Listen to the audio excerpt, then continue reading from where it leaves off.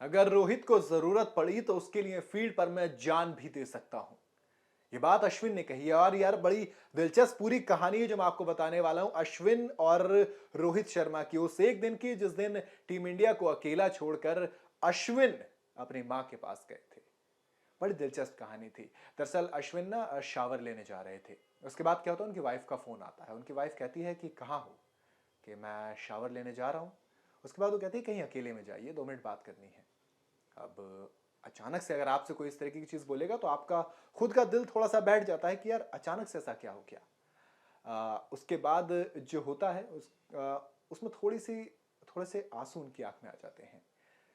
उसके बाद उनकी माँ कहती हैं कि उनकी वाइफ कहती हैं कि आपकी माँ की तबीयत खराब है, वो कोलैप्स कर गई हैं।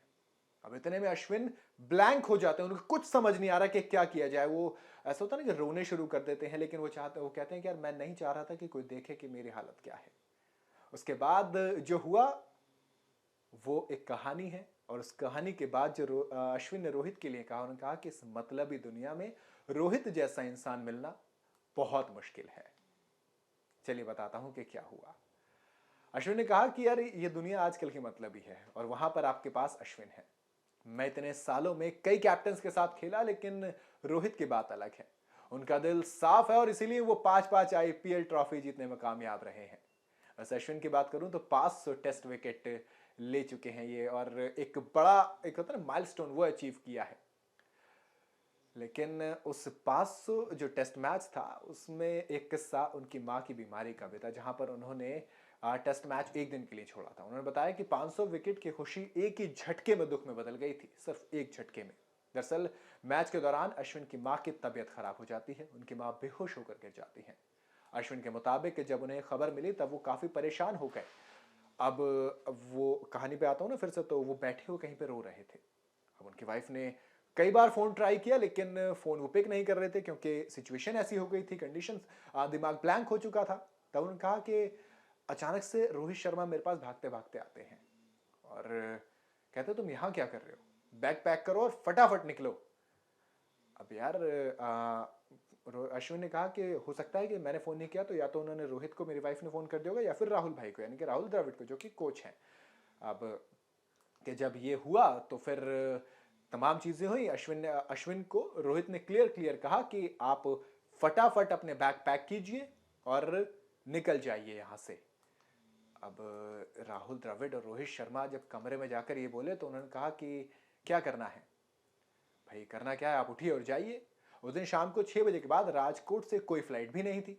ऐसे में रोहित शर्मा ने चार्टेड फ्लाइट जुगाड़ करने में लग गए। उसके बाद कहा कि चेतेश्वर पुजारा को भी यार बहुत ज्यादा शुक्रिया अदा करो, जितना करो वो उतना कम है। अहमदाबाद में उन्हें कुछ चार्टेड फ्लाइट्स मिले और उन्हें राजकोट आकर मुझे पिक करने के लिए कहा।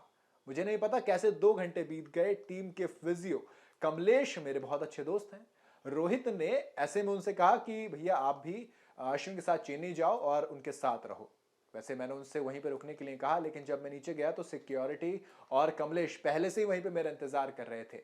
हमारे सफर के दौरान भी कमलेश को रोहित का लगातार फोन आ रहा था, जिससे कि वो अश्विन के हालात के बारे में पूछ रहे थे, ले रहे थे। अश्विन ने बताया कि रोहित को एक शानदार कैप्टन के तौर पर देख सकता हूं। मैंने कई सालों में कई कैप्टन्स के साथ खेला है, लेकिन रोहित में कुछ तो अलग है। उनका दिल साफ है, इसी वजह से वो आईपीएल में 5-5 ट्रॉफियां जीत पाए हैं, जो कि धोनी के बराबर है।